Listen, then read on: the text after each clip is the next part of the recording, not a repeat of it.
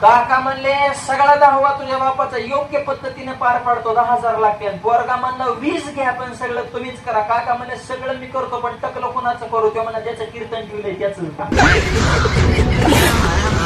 तर बऱ्याच दिवसातनं सगळ्यांनी रामकृष्ण हरी मंडळी. तर बरेच दिवस झालं काय व्हिडिओ टाका नाही. तुम्ही समज चला मेलं का काय म्हणून म्हणलं व्हिडिओ टाकून सगळ्यांनी सांगून टाकावं अजून हाय जीवन. मतलब वो अलग ही लेवल का बंदा था. तर मंडळीनो आज मी चाललो होतो पटाडी महाराजांच्या कीर्तनाला जायचं तर फिक्स होतं, पण गाडी एक नव्हती जवळ. म्हणून सुनील दादाची गाडी घेतली आणि निघालो कीर्तनाला. दिस मावळा लागल्यावर वातावरण लय भारी झालं होतं बघा, लय मस्त वाटायला लागलं होतं. दोस्ताची गाडी आणल्या म्हणलं पेट्रोल टाकायची काय गरजच नाही म्हणलं.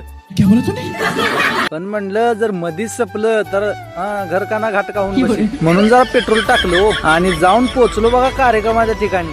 टायमिंग बी असलं भारी जुळलं होतं. तिकडं पटाडी महाराज आणि इकडं आम्ही टाळकरी सगळी जाऊन पोहोचलो होतो एका टायमाला. पण सगळी साऊंड सिस्टम लावून चालू करायला लई टाइम लागला राव. कार्यक्रमाचं नियोजन चांगलं होतं पण सिस्टम जरा अशी कमी पडायला लागली होती. मग झाली की कीर्तनाला सुरुवात. कीर्तनामध्ये माऊली महाराजांसोबत त्यांचं वडील पण आलं होतं आणि माऊली महाराजांनी कीर्तनामध्ये आज हसवलं बी, संतांचं चरित्र पण सांगितलं, लोकांना हसवलं पण. कारण की आमच्याकडे आधीच लोकांना कीर्तनाची सवय नाही, त्यामुळे थांबत नाही. त्यामुळे थोडं जरा असं हसवाय पण लागते. आणि हा आजचा कार्यक्रम होता बाज मधल्या PSI साहेबांच्या फार्म हाऊस वरती. हे साहेब मुंबईच्या क्राईम ब्रांचला सर्व्हिसला असतात. असू दे, कीर्तन ते मस्त झालं. आणि त्याच्यानंतर होता मेन कार्यक्रम, ते म्हणजे जेवणाचा. कारण कीर्तन सेवा झाली का मेवा हा मिळणारच आहे. आणि आपण कुठं मेवा सोडत नाही. मेवा म्हणजे फुकटातला आपण कुठंच सोडत नाही. गुलाबजामुन ते नव्हतं, जाम दाबून खाल्लं. नंतर सगळ्यांचा सत्कार तेन झाला आणि ती सत्कार झालेला हार बीर मी गाडीला घातला. तर माझ्या आजच्या ठळक बातम्या इथंच संपवतो. भेटू आपण लवकरच. तोपर्यंत फॉलोच्या बटनाला हळूच धप्पा द्या आणि भेटू लवकरच. तोपर्यंत